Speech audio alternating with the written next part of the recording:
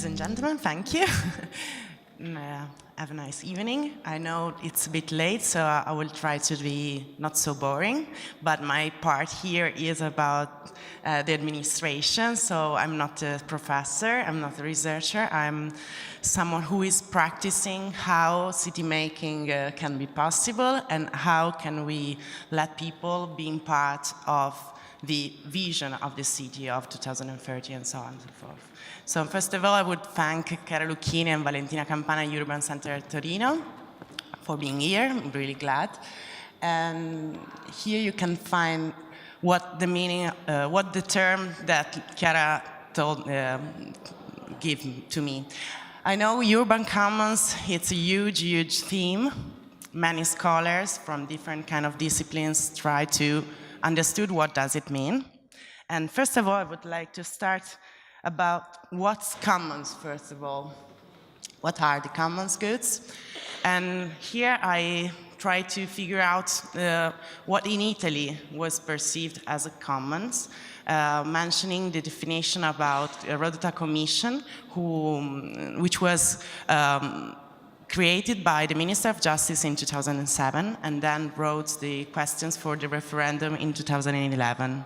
Also, the referendum, it's a huge debate about how it was applied or not.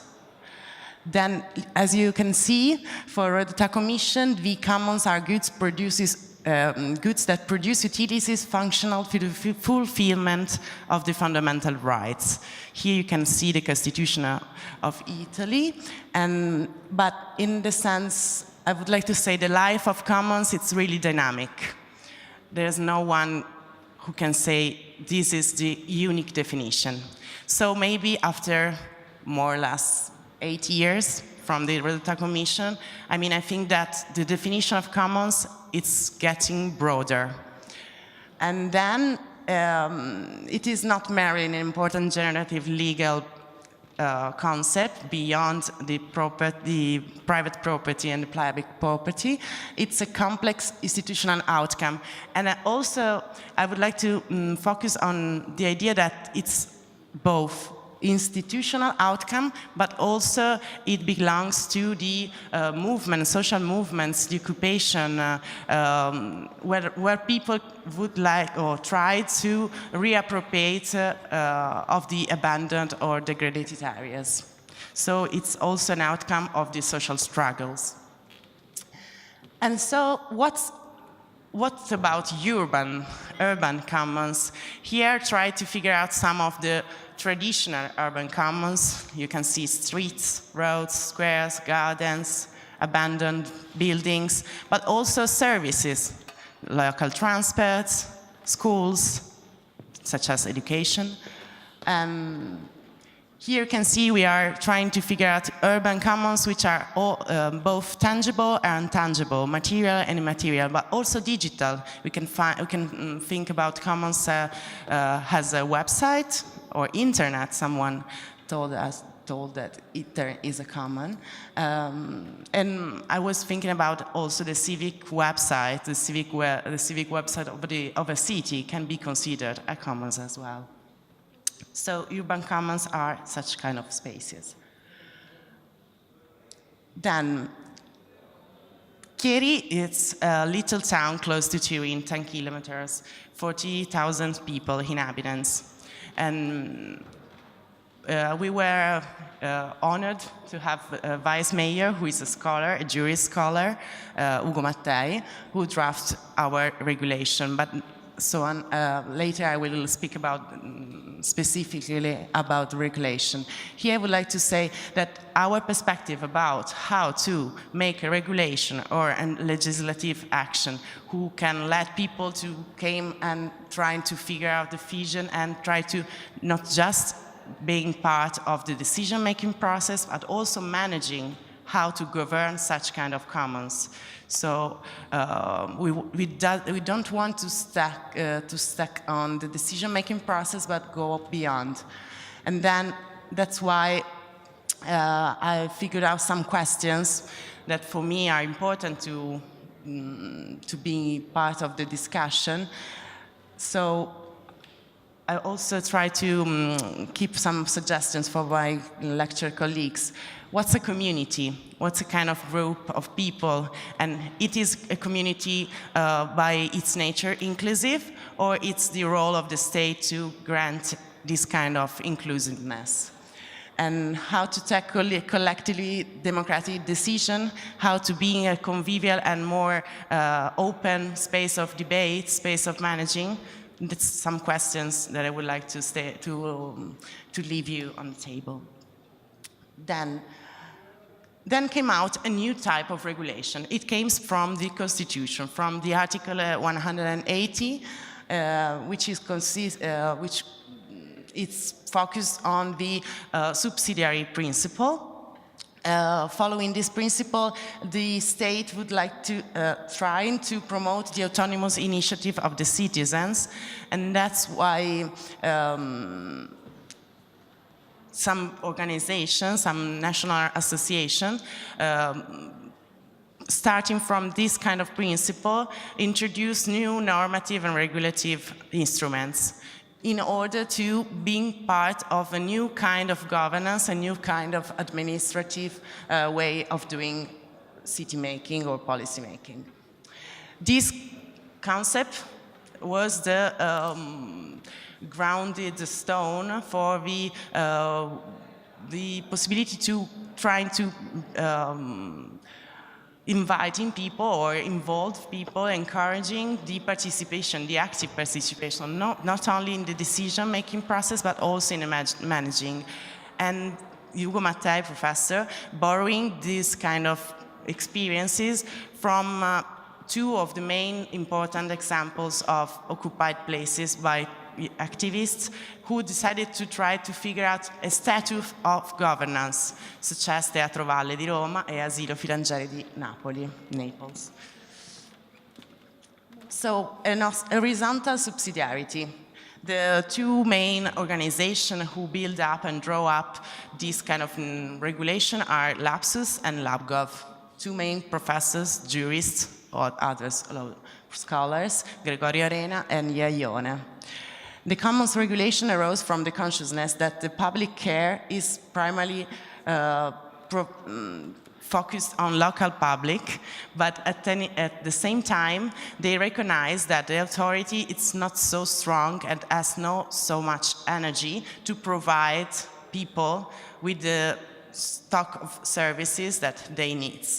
So it arises also to the ideas that economic and financial crisis today is restricting the financial opportunity of these local governments, and there is also a low capacity of the administrative apparatus to being part of a collective intelligence and being part of a collective way of collaborating with institutions, with academic thinkers, and so on and so forth. So a diffuse way of administration. And the idea beyond these kind of things are that we have, as a state, as local authorities, granted the services, but also diffuse our power, not being part of this kind of attitude of preserving the status quo of the local authorities, trying to diffuse power, trying to let the people being part of the decision and the way of co-governance, co-govern the things, the commons in particular. So being part of the solution, trying to drive the solution way of thinking, but also being part actively of the solution. Later on, we can see some practical example of how people can add some value, socially and economically speaking. So a shared administration.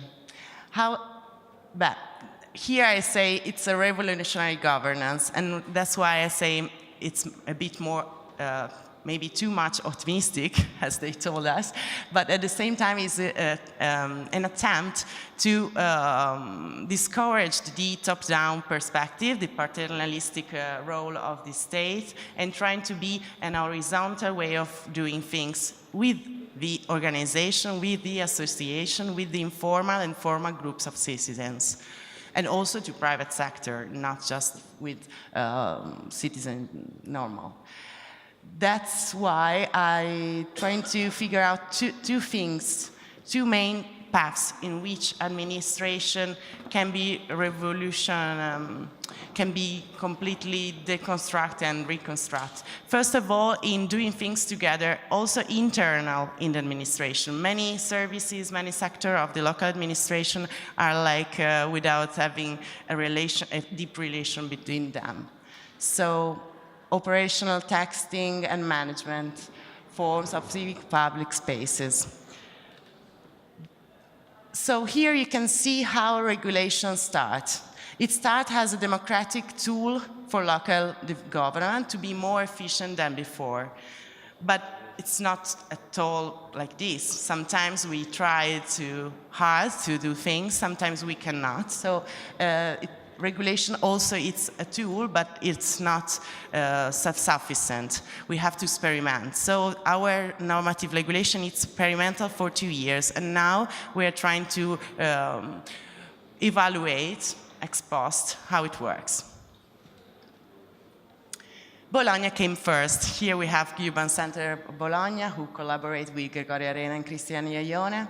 And you can see in 2013, the municipality of Bologna drew up and drafted the first regulation, which is the Commons regulation, trying to improve the alliance between citizens and state, local government. Here is the definition. You can see that it's quite different from the beginning, from the first, and so we can find another definition in the Kerry's regulation. So what's commons? It's a question that has to be answered all together, maybe, not just with one perspective. Why is Kerry's innovative? Well, it belongs to the same model. It's more or less the same regulation, but it tried to diffuse more power, trying to let the people being part and constitute private institutions capable to govern autonomously the commons. So the long-term perspective of this kind of regulation also includes community land trusts that are focused on a scope, and trying to figure out how citizenship can be not just a way of vote, but also a way to decide and govern how the commons and resources has to be preserved. Now, I would like to show you how it works in practice. First of all, there are two types of way in which a proposal for an agreement, because the regulation trying to improve the capability of people to get involved and collaborate horizontally with the states, the municipality. So the first way in which people can be part of the city-making decisions is a public call. The municipality produce a list of abandoned places, of squares, of streets, of some commons, and the people has to reply to the call. The second way, it's instead the bottom-up way, in which the citizens has to propose a collaboration proposal, and it can be complex or simple. What's simple? What's complex? Also, this is a question that I would like to pose for you. But in the normative way of thinking this kind of normative regulation, the typical proposal were about gardens, about streets, about places. And the complex one was the unconventional proposals. There are a lot of different types of proposals which are not at all imaged by the administrators. So also these can be a way in which people have the possibility to show up their imagination, their creativeness. So the second one, the collaborative proposal came from the citizens. They are simple collaborative proposal. The application form is freely downloaded. You can accede to the civic site and then write your proposal answering some questions. Why I put here some questions? Because after having 2 years of experimenting and practicing this kind of regulation, I was really obsessed by trying to do with my bureaucrats, what's really simple for an administrative, what's really easy to put in place. It's not so simple to discover what simple is. At the beginning, it was, okay, the play space for children can be a normal place, or a school, it's a typical proposal, or something else. At the end, after having fight with bureaucrats and normative legislation, we discovered that not so simple. It's not so simple to do things that appears as simple at the first place. So it is necessary to draw up soft administrative procedures, even if it's necessary to guarantee safeness, responsibility, and so on, insurance. So me, Staff Council Office, I'm the front office. People came to me and trying to explain me what's the idea, the proposal that they have, the project, and then I try to help them and facilitate them to concrete apply that idea. Also, another point that I would like to suggest to the discussion that is going to be to happen later, it's how can we evaluate the social impact of these kind of actions? Because administrative, many times I'm trying to convince people that, okay, sometimes it can be a reduction of expenses for the state, because money, it's money. But at the same time, it's an investment in culture, an investment in social reappropriation of the public spaces. And how can we measure it? And at what term? Maybe after 10 years, maybe after 5 years. And how the policy timeline is coherent with this kind of processes. Then I would like to show the second way of admitting proposals. It's really hard because at the beginning was simple, trying to figure out the structure internally of the administration, capable and aimed to facilitate and simplifying the procedures. So we built up a commission, a steering committee. A commission composed by the General Secretary, the member of the Service of Financial Services, and me as the Office of the Council Staffs. And then, depending on the type of goods and the type of competencies, trying to collaborate with other services about local administration. I would say that it works, but I think it doesn't work as it can be. After having this kind of phase, which is the phase of negotiation, the phase of evaluation of the proposal, trying to understand if it's correct, if it's coherent with the principle of the regulation, which are co-responsibility, environmentally, ecologically oriented, and so on. And after having this kind of phase, which takes a long time for the administration, the agreements can be adopted just before, after having a deliberation and an executive resolution. You know, here it's quite simple to read these kind of phases, but it's really hard to do it practically. Some cases are really complex. Even if the idea it's not so complex, the applicability of those kind of projects for a local administration are really a threat. really, really hard to do.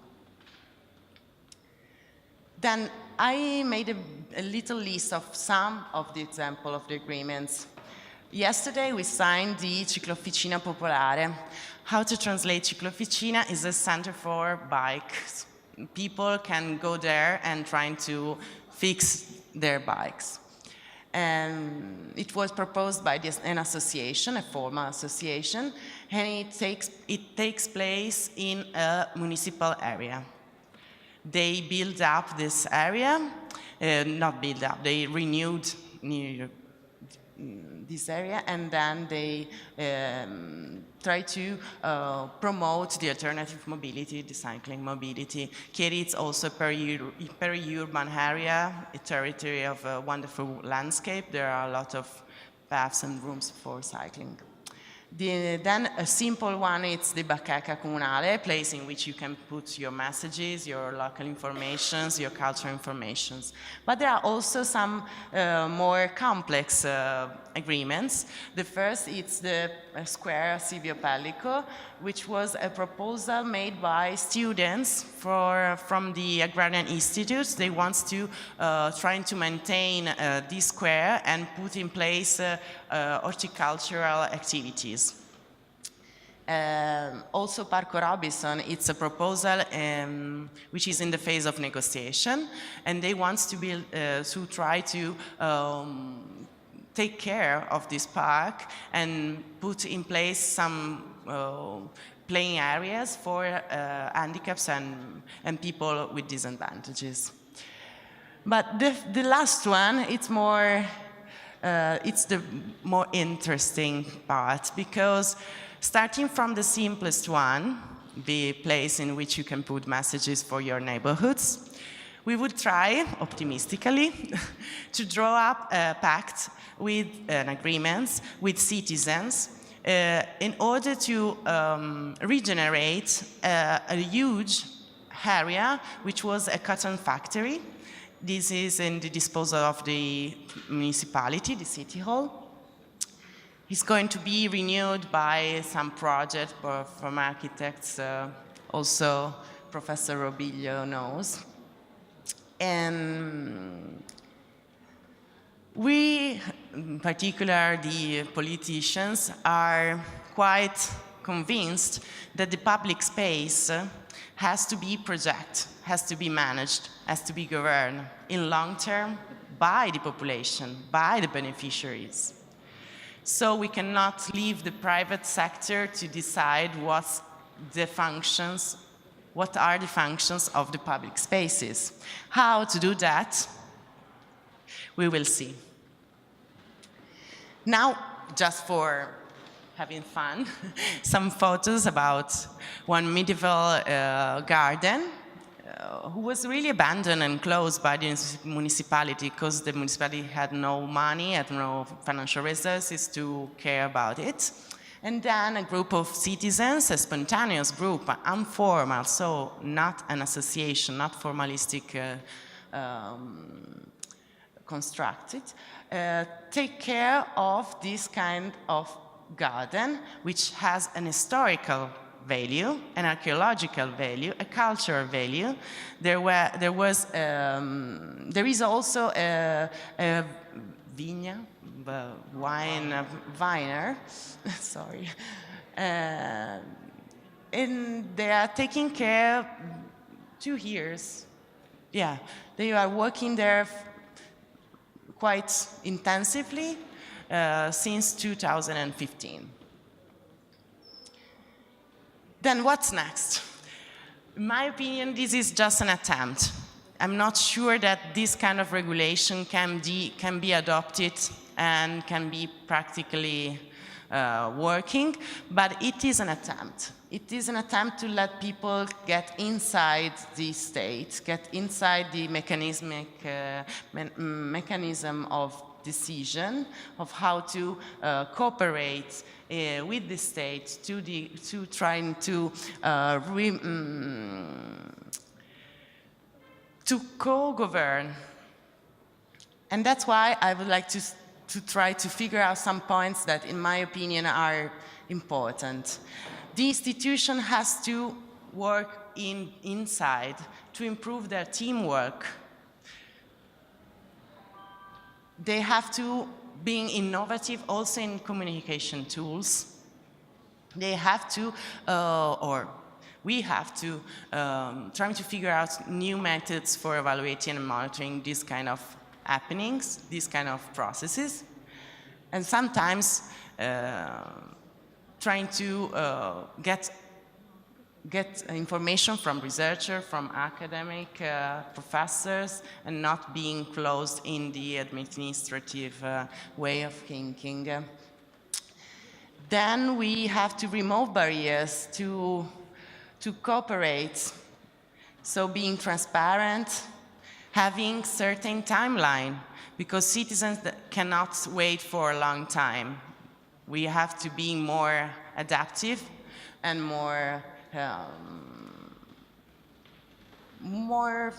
easily able to respond to their needs. And also we need a national and international harmonization, because regulation, this kind of regulation is adopted by more than 1,000 cities around Italy. But we don't have any kind of harmonization at the European level, even if in the national level there is not. We have to try to figure out how Europe can, an agent of this kind of way of emerging creativity from the bottom.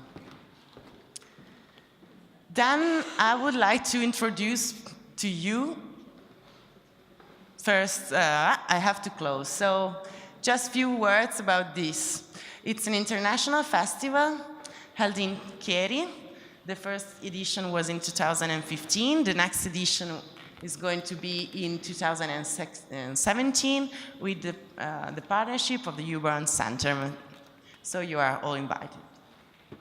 Thank you.